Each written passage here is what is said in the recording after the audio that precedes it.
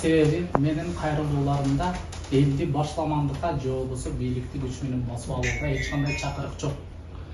Албетте, мен ал жакта адепсиздик кылгам. Ал үчүн элден кечирим сурайм.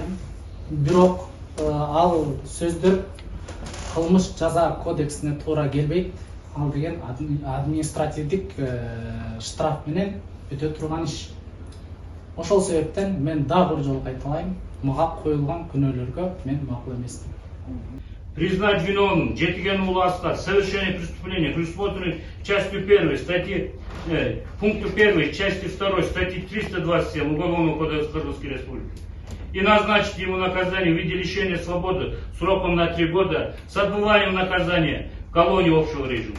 Меру пресечения Жетиген Уулу Аскар в виде заключения под стражу не менять, оставить прежний в виде заключения под стражей до вступления в переговоры законной силы. Срок содержания под стражей Жетиген Уулу Аскара до вступления в переговоры с законной силы.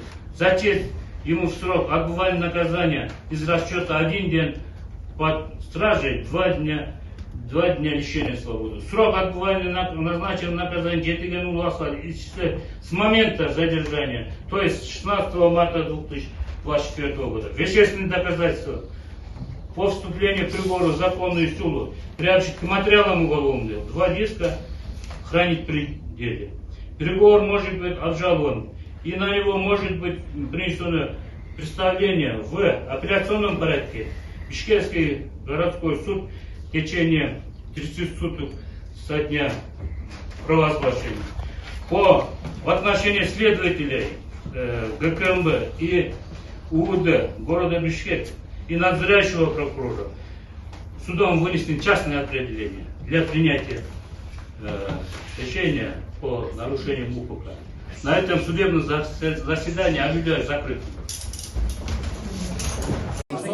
Бул чечимге мен макул эмесмин. Анткени бул чечим негизсиз. Биз дагы негизсиз, биз дагы каршы. Сот залын бошотуп берип коюңуздар. Акыйкаттык баары бир жеңет, биз акыйкаттык үчүн күрөшөбүз. Кайсы берене боюнча кесип жатасыз, кандай ойлоп атасыз? Бошо берене боюнча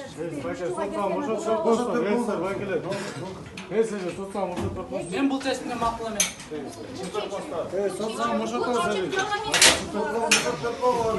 Бул чечим туура эмес. Туура эмес чечим болуп калды. Туура эмес чечим болуп калды. Так, можно мы пройдем? Журналист, смотри. Вот тут